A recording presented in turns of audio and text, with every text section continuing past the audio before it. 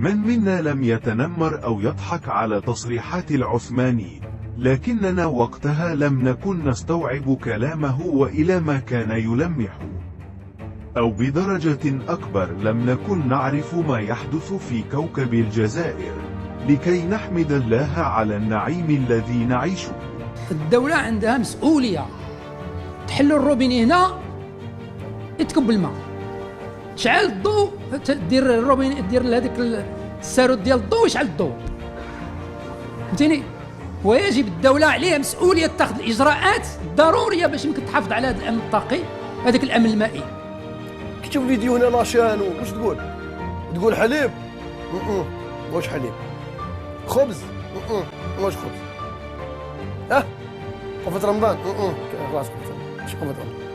خاوش هنا خاوتي ولاد بوشقوف راهم عند الجزائرية للمياه. الجزائرية للمياه، علاه؟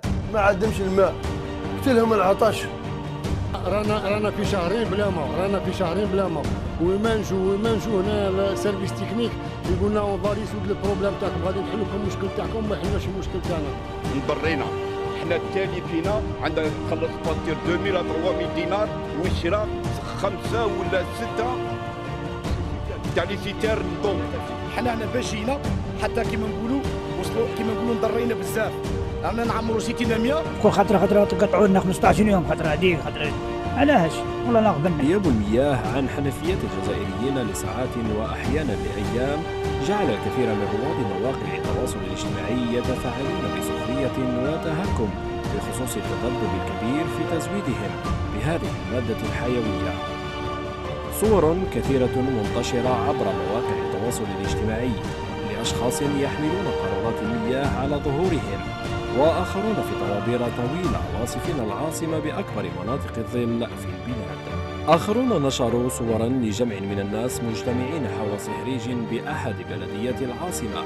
شعل الضوء، دير الروبيني، دير لهذيك السارود ديال الضوء يشعل الضوء.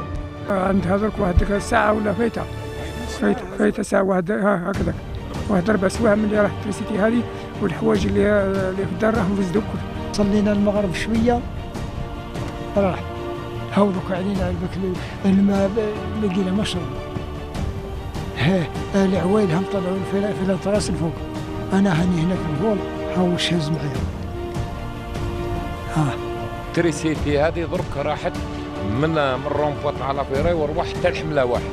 في 4 جور ولا تريسيتي ما كاش كاع، تروح وتجي انقطاعات متكرره